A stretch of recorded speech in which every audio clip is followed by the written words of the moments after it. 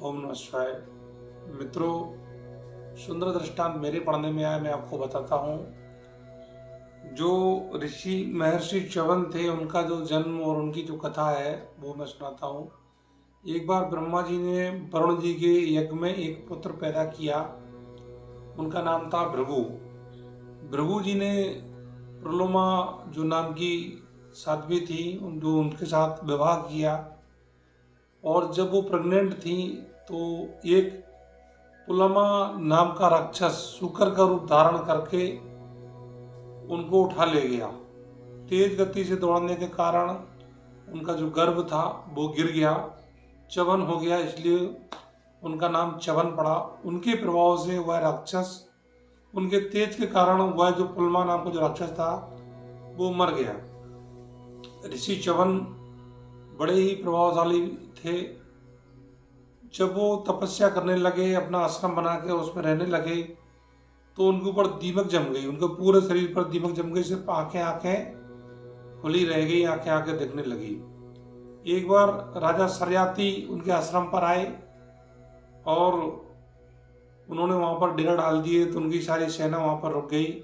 उनकी जो पुत्री थी सुकन्या, वो खेलते खेलते चंचलता बस ऋषि च्यवन के वहां पर, जहाँ पर उनकी समाधि जो स्थिति कर रहे थे, वहां पर पहुंच गए। जो बामी जो थी, जो मिट्टी जम गई थी, वहां पहुंच गई। उन्होंने चंचलता बस देखा कुछ चमक रहा है, तो उनकी आंखों में कांटे चुभ दिए, उन आंखों से खून निकला। वह बच्ची डर के जो मारे वहां से भाग आई। सुकन्या जो थी वो भाग आई। तब वहां पर एक घटना घटी। राजा के जितने भी सैनिक थे और जितने हाथी घोड़े थे, सबका मलमूत्र था वो रुक गया।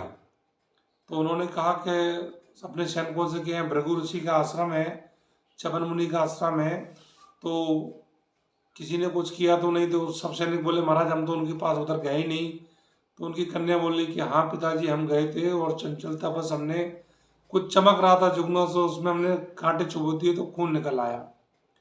अपने पुरोहित को लेकर मुनि च्यवन के पास जब राजन गए, उन्होंने क्षमा मांगी, उनसे प्रार्थना की, तो शांत स्वभाव होने के कारण उनको क्षमा कर दिया। उन्होंने कहा कि राजन, मैं बूढ़ा हो गया हूँ, अपनी जो पुत्री है तुम उसको यहीं पर छोड़ के चले जाओ, ये मेरी सेवा करेगी।